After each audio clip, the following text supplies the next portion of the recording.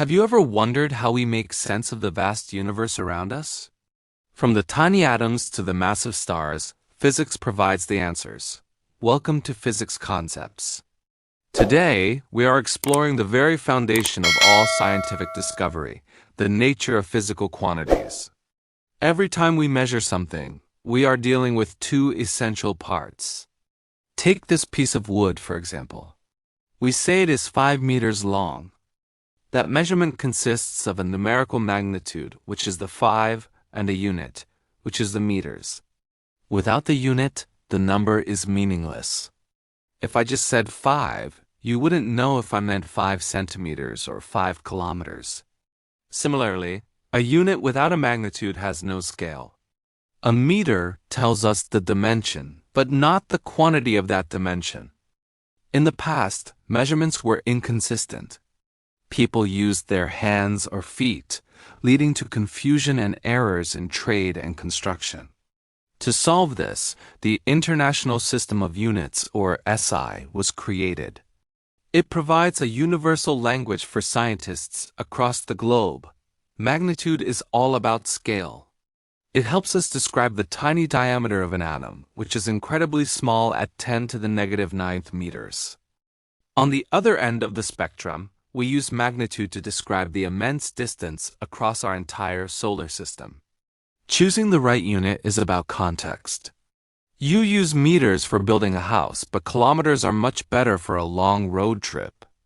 When we get down to the microscopic level, like computer chip design, we shift our units to nanometers for extreme precision. The metric system simplifies everything using powers of 10. By adding a prefix like kilo, we change the magnitude by a factor of 1,000. Common prefixes like centi, milli, and nano allow us to keep our numbers manageable and easy to communicate. Let's try a quick quiz. If a car is traveling at 60 kilometers per hour, what is the magnitude and what is the unit? The number 60 is our magnitude, and kilometers per hour is our unit. Together, they give us a complete physical quantity. Remember, every measurement tells a story through its scale and its standard. This is the first step toward mastering the laws of physics. To understand the universe, we need a universal language of measurement used by scientists and engineers worldwide. The International System of Units, or SI, is built upon 7 fundamental base quantities that are entirely independent of one another. First, we have length, measured in meters.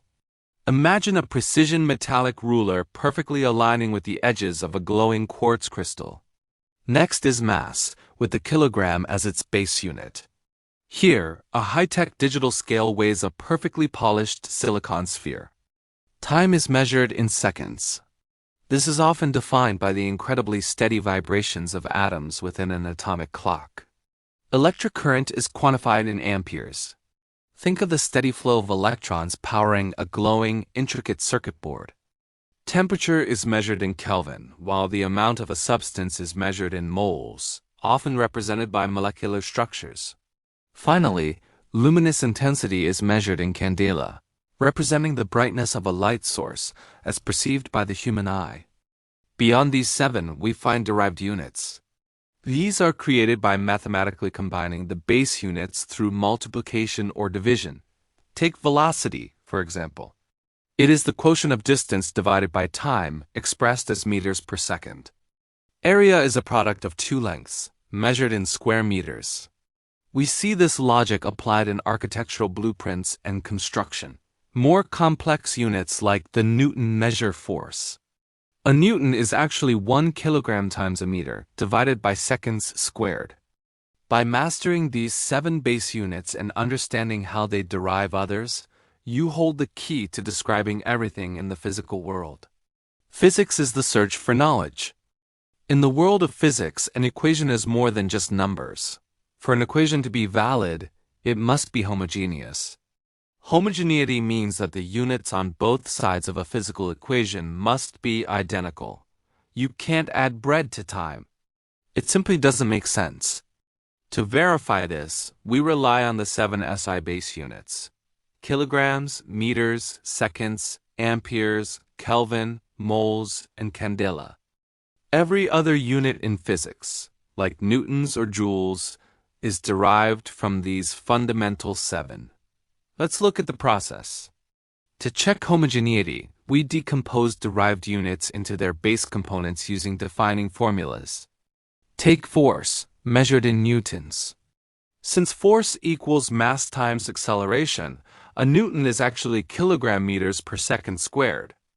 Now, let's verify kinetic energy. The formula is 1/2 mv squared. Energy is measured in joules. By breaking down joules and comparing them to mass times velocity squared, we see both sides simplified to kilogram meters squared per second squared. Another example is pressure, defined as force divided by area. We compare pascals to newtons per square meter. When we substitute the base units for force, we find that pressure is consistent in kilogram per meter second squared. However, homogeneity has limits. It cannot verify numerical constants like 1/2 or pi because they are dimensionless. If an equation is not homogeneous, it is definitely wrong. But if it is, it might be correct, pending numerical verification. Mastering this technique is essential for exam success and scientific discovery. Always check your units. In the world of physics, an equation is more than just numbers. For an equation to be valid, it must be homogeneous. Homogeneity means that the units on both sides of a physical equation must be identical. You can't add bread to time. It simply doesn't make sense. To verify this, we rely on the 7 SI base units: kilograms, meters, seconds, amperes, Kelvin, moles, and candela.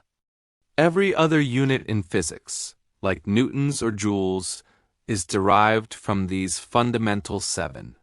Let's look at the process.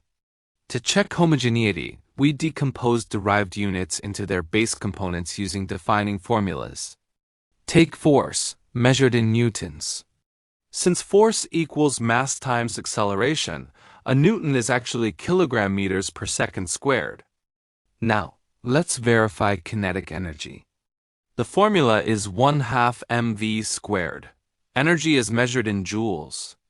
By breaking down joules and comparing them to mass times velocity squared, we see both sides simplified to kilogram meters squared per second squared. Another example is pressure, defined as force divided by area. We compare pascals to newtons per square meter. When we substitute the base units for force, we find that pressure is consistent in kilogram per meter second squared. However, homogeneity has limits. It cannot verify numerical constants like 1/2 or pi because they are dimensionless. If an equation is not homogeneous, it is definitely wrong.